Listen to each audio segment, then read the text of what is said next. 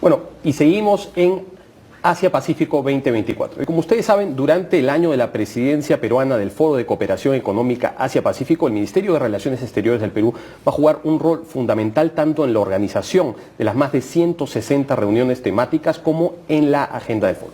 Y por ello, el día de hoy tenemos una entrevista muy especial con el ministro de Relaciones Exteriores, Javier González Olaechea. ¿Cómo está, ministro? Bienvenido a Asia-Pacífico 2024. Contento, optimista, trabajando y siempre de buen humor. Eso es lo importante. Ministro, ¿cuál es la importancia para la proyección de la política exterior peruana de cara al Asia-Pacífico de pertenecer a APEC? ¿Cuál ha sido la relevancia de pertenecer a APEC desde el año 1998 para el Perú? Una relevancia absoluta porque y actualmente, con la política exterior reforzada que sustentamos en el Congreso de la República, apenas yo asumí como canciller, la idea es toda la política exterior peruana tiene que estar al servicio de las más acuciantes necesidades del país. Y entonces, si APEC representa a las 21 grandes economías de la nueva ruta de la seda Asia-Pacífico, realizar la reunión APEC 24 en el Perú es de la mayor importancia porque lo que realmente se trata entre el sector público y también el sector privado es de aumentar el flujo de inversiones, el flujo de comercio, entendiendo todos, porque ahí hay un sentimiento común, una valoración común, que es la empresa privada, fundamentalmente la creadora de la riqueza. Entonces, para el Perú es una gran oportunidad, es una oportunidad que cae además a pelo en las circunstancias actuales. Son más de 10.000 participantes. Vamos a recibir a 20 presidentes en 5 ciudades del país y lo haremos por todo lo alto. Ministro, APEC es un proceso particular en el que todas las decisiones se toman por consenso y en principio no son vinculantes, pero dentro de ese marco de cooperación entre estas 21 economías siempre se pueden conversar con respecto a acuerdos bilaterales e iniciativas de cooperación técnica. ¿Qué es lo que está proyectando el Perú para el año de su presidencia en términos de iniciativas concretas? Multiplicar lo que hicimos en San Francisco, que fue la APEC 24 en noviembre en los Estados Unidos. Es decir, no solamente uno despliega todas sus fuerzas diplomáticas y políticas para tener entendimientos que no son vinculantes, pero que sí son claramente orientadores respecto a las inversiones y al comercio. Y en San Francisco obtuvimos siete cumbias bilaterales con el presidente de China, con el presidente de Filipinas y otros más, una con la directora general del Fondo Monetario Internacional, la presidenta Boluarte y sus homólogos, 30 minutos con agendas muy puntuales que ya eran bilaterales, 3 puntos cada país, y después el canciller con 4 homólogos, principalmente con el secretario de Estado americano Blinken. Entonces, siempre se busca aprovechar los foros internacionales para tener reuniones bilaterales. Así lo hice en Davos también. Regresé hace 2 semanas de Davos, 27 encuentros, y ahí, hasta en los pasillos, uno conoce a la gente, se pone 5 minutos y genera una empatía y finalmente a veces logra algunas cosas y se viene con la maleta con, digamos, promesas y en algunos casos con compromisos. Por ejemplo, está viniendo el canciller de Suiza la segunda o tercera semana de julio, encabezando una delegación muy importante para promover el incremento de las relaciones, cooperación técnica de funcionarios y empresarios. O sea, todos los foros internacionales, o sea, el multilateralismo, sea privado en este caso, que son las economías, pero con jefes de Estado y los inversionistas, son, digamos, puertas para mejorar las condiciones del Perú, y esa es la vocación del gobierno que preside constitucionalmente la señora Boluarte y especialmente la vocación de la Cancillería que yo dirijo. Por supuesto que sirve también para impulsar las relaciones bilaterales al margen de las conversaciones que se dan a nivel multilateral. Y quisiera que nos comente, ¿considera que la presidencia peruana del Foro de Cooperación Económica Asia-Pacífico puede ayudarnos a promover un acercamiento de cara a economías de la región, como el caso de México, que es parte del Foro de Cooperación Económica Asia-Pacífico, y de la propia Colombia, que a pesar de no ser parte de APEC, tiene un interés desde los 90 en ingresar. ¿Cree que la presidencia peruana del Foro podría ayudarnos a lograr un relanzamiento de las relaciones con estas economías? ¿Con estos dos países o con las economías? Bueno, con los dos países, ¿no? Porque las economías no se han afectado, ¿eh? Los empresarios peruanos y mexicanos han seguido su ruta, digamos, de inversiones, aumentan los flujos. Lo mismo sucede con Colombia. Digamos que las cuerdas paralelas funcionan perfectamente, porque además el dinero y los intereses legítimos de las empresas de parte y parte para obtener beneficios, bueno, no conoce de política, aunque la política obviamente incide sobre ellos. Y respecto al acercamiento con México, y desde el punto de vista diplomático, y con Colombia, nosotros siempre esperamos que esto se revierta, porque somos países hermanos. Ministro, una de las relaciones más importantes bilaterales a nivel mundial es la relación entre Estados Unidos y China, que son dos economías miembros del Foro de Cooperación Económica Asia-Pacífico, que tienen una competencia sistémica multidimensional que definitivamente impacta espacios de discusión multilateral como APEC. ¿Cuál es la posición de la política exterior peruana de cara a esta rivalidad sistémica, y de qué manera APEC es un espacio importante para el diálogo entre estas economías? Bueno, en primer lugar, el Perú siempre ha sido históricamente amigo de la verdad. ¿Y qué nos indica la verdad? Que los países tienen sus intereses. Y en el caso de los Estados Unidos y en el caso de China, tienen intereses que a veces son contrapuestos, pero no en todo, fundamentalmente hoy en el comercio y en la expansión de las inversiones. Bueno, el Perú recibe hoy a China con los brazos abiertos, es el primer socio comercial. Sin embargo, con Estados Unidos tenemos la condición de socio estratégico, y así lo hemos resaltado en la bilateral que sostuve con el canciller o el secretario de Estado Blinken. De manera que, por ejemplo, los chinos o China va a inaugurar oficialmente por medio de su presidente el puerto de Chancay. Nosotros tenemos otras grandes oportunidades, por ejemplo el puerto de Corio, el proyecto de Corio en el sur, en Arequipa, con una cereza que es espectacular encima de la torta, a 400, 500 kilómetros de las segundas o terceras reservas mundiales de litio. Bueno, les hemos dicho abiertamente a los Estados Unidos, interésense, les hemos dicho también a otros países que manifiesten interés, que postulen. Estos son concursos, obviamente, con todas las garantías y las transparencias de la ley, de manera que todos son bienvenidos en la medida que respeten las reglas y las normas peruanas. Pero en el juego geopolítico ya interno, en APEC se manifiestan algunas diferencias entre algunos países.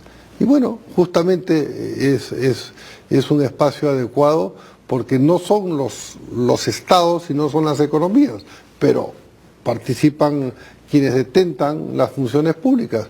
Y ahí se manifiestan algunas diferencias y se producen algunas mejorías. Yo lo he observado en San Francisco, y por eso esa doble condición de APEC es espectacular, y que nosotros ejerzamos la presidencia por tercera vez, 2018, 2016 y 2024, bueno, nos pone en la vitrina del mundo.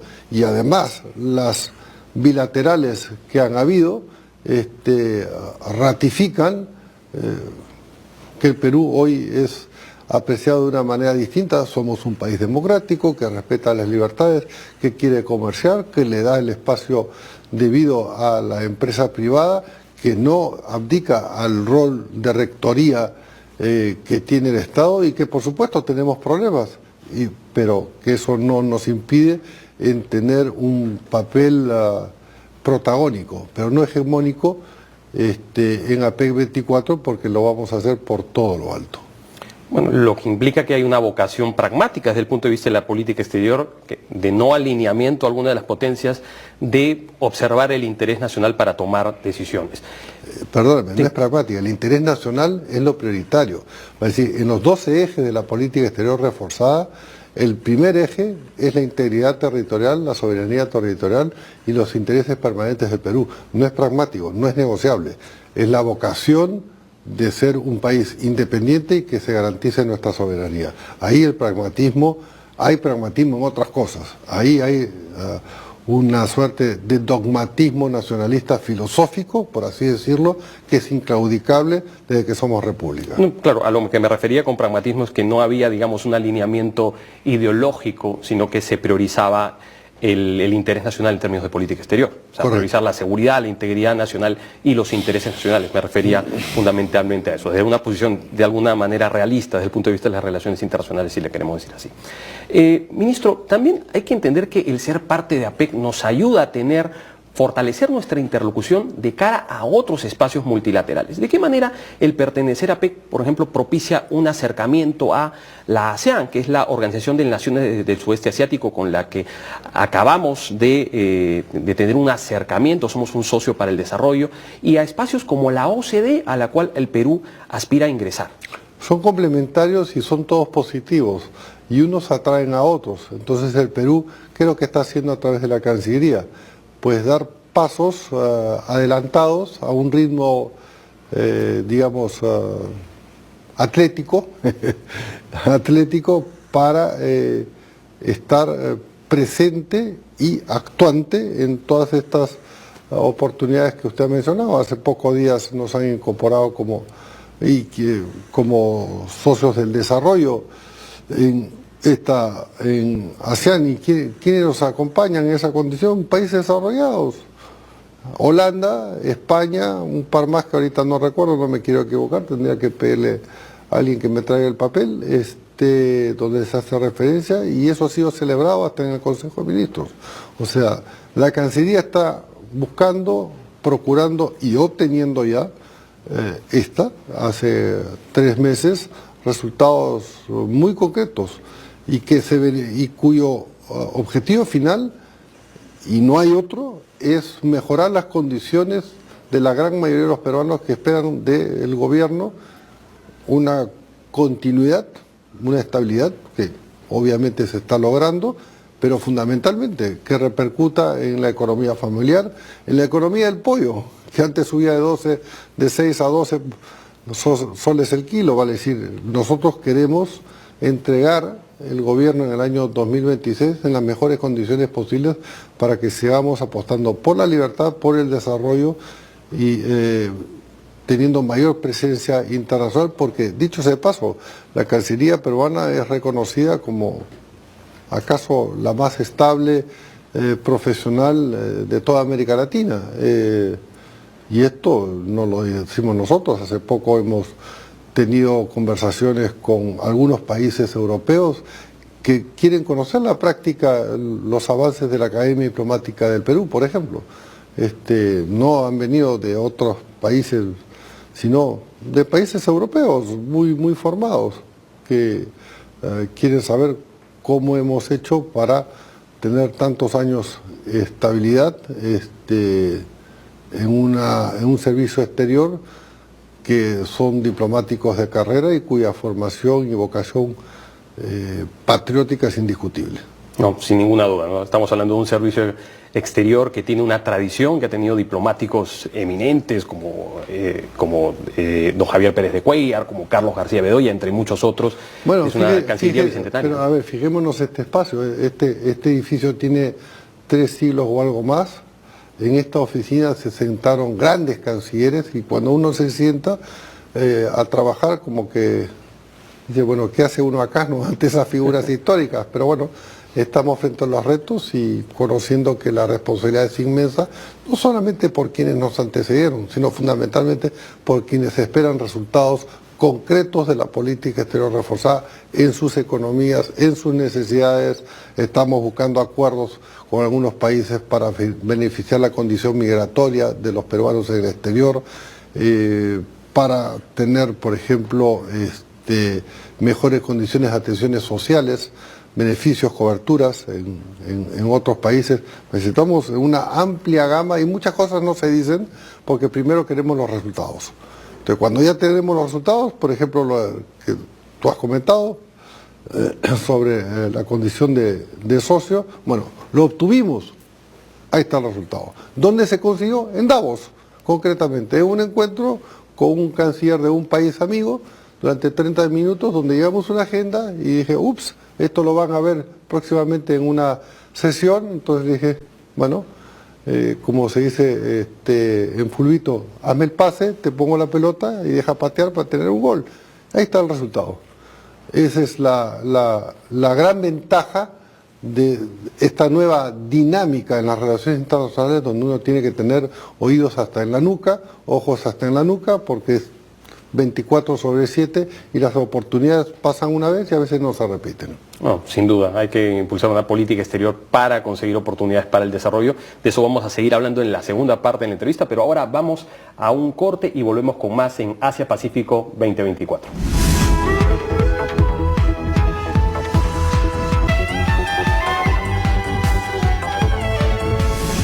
Y estamos de vuelta en Asia Pacífico 2024, una entrevista con el canciller de la República, Javier González Olechea.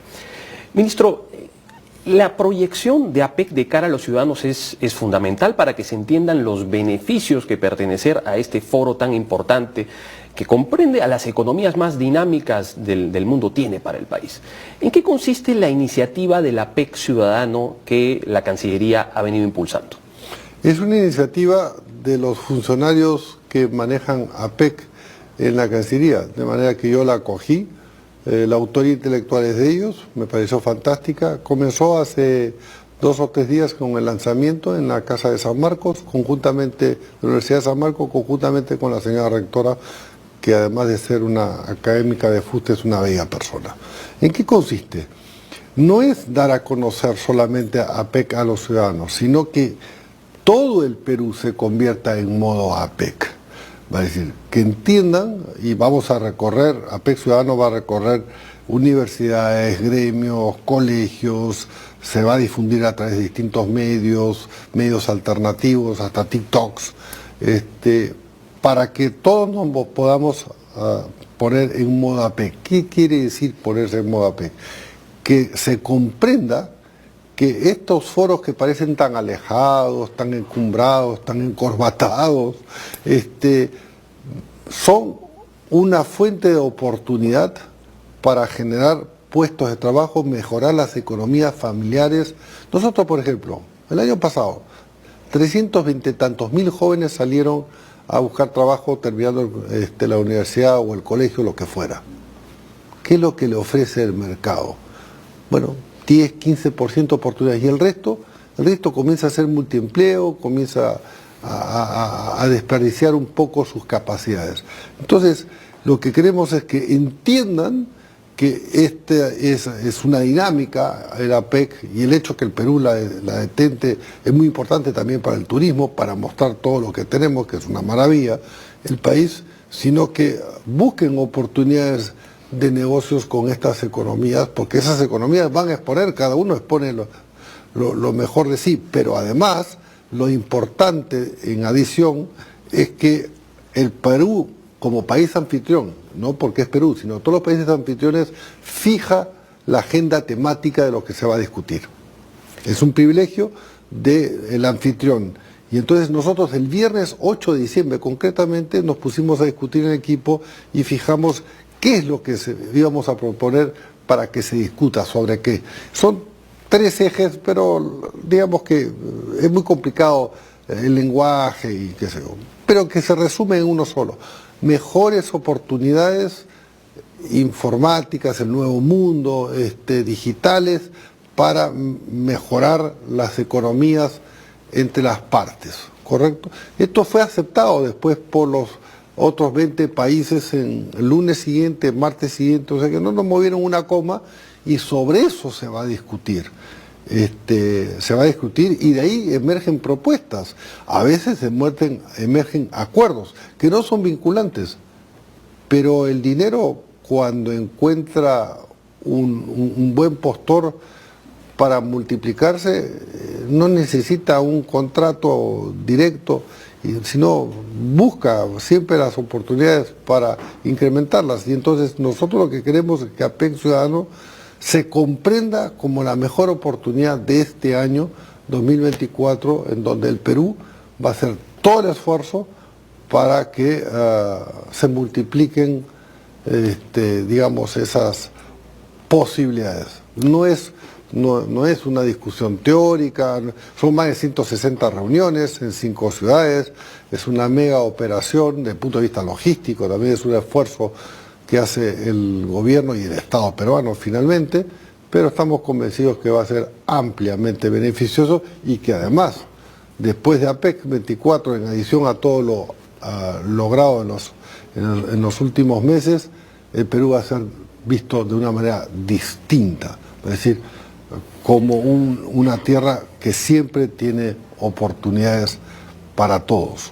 Claro, como usted ha dicho, bueno, en APEC los acuerdos se adoptan por consenso, no son vinculantes, esto es parte del consensualismo asiático, especialmente es una influencia del proceso de ASEAN. Sí, los acuerdos, pero nadie pide que dos países, dos economías que se juntan y lleguen a acuerdos entre los dos. O sea, es un efecto multiplicador. Por un lado está el consenso de las 21 economías y después se junta Pedro con Juana y si se quieren casar y tener 4 hijos, los tienen y fantástico.